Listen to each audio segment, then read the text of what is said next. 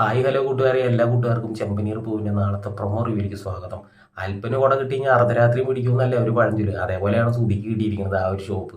പുള്ളിക്കാരനാണെങ്കിൽ ആ ഉടമസ്ഥനെ ഇരിക്കുന്ന ആ ഒരു കസാര കണ്ട വശം തന്നെ അതിന് മുകളിൽ കയറി ഇരുന്നിട്ട് വീൽ ചെയറാണ് പുള്ളിക്കാരൻ കണ്ടെന്ന് ഇങ്ങനെ കറങ്ങാണ്. സുധിയും ചന്ദ്രമതിയൊക്കെ അത് കണ്ടിട്ട് ഇങ്ങനെ ചിരിക്കുകയാണ്. സച്ചി കണ്ട വശം തന്നെയാണെങ്കിൽ വാ പൊളിച്ച് ഇങ്ങനെ നോക്കുകയാണ് കേട്ടോ സുഹൃത്തുക്കളെ. പിന്നീടാണ് കാണിക്കുന്നത് നമ്മുടെ സച്ചിയാണെങ്കിൽ ആ ഒരു ഓണറിനോട് വന്നിട്ട് പറയുന്നത്, സാറേ ഷോപ്പിൻ്റെ വിലയും മറ്റു കാര്യങ്ങളൊക്കെ സാറൊന്നും പറഞ്ഞിരുന്നില്ലേ, അതിനെക്കുറിച്ച് നമുക്കൊന്ന് സംസാരിക്കണം, നമുക്ക് ഇന്ന് തന്നെ അത് ഫൈനലൈസ് ചെയ്യണമെന്ന് പറയാൻ കേട്ടോ. സാർ ഒന്ന് വരുമെന്ന് പറയാണ്. അത് കേട്ട വശം തന്നെയാണ് സുധി, സച്ചി അതൊക്കെ ഞങ്ങൾക്കറിയാം, സച്ചിയുടെ കാര്യം നോക്കുമെന്ന് പറയുന്നത്. അത് കേട്ട വശം തന്നെയാണ് സച്ചിക്ക് വല്ലാതെ ഓർമ്മ. കാരണം ഇക്കണ്ട ആ ഒരു ഉടമസ്ഥന്റെ മുന്നിൽ വെച്ചിട്ടാണ് പുള്ളിക്കാരി അങ്ങനെ പറഞ്ഞിരിക്കുന്നത്.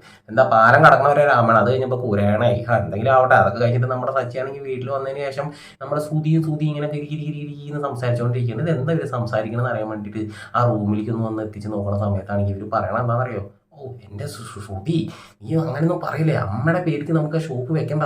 ഓൾറെഡി നിനക്കറിയാലോ ആ ബ്യൂട്ടി പാർലറിന് പേര് കൊടുത്തതിന് ശേഷം കുത്തുവാളായില്ലേ, അതുകൊണ്ട് അമ്മയുടെ പേര് വേണ്ട, അതൊരു ഐശം കെട്ട പേരാണെന്നൊക്കെ പറഞ്ഞ രീതിയിൽ പുള്ളിക്കാരെങ്ങനെ സംസാരിക്കുകയാണ്.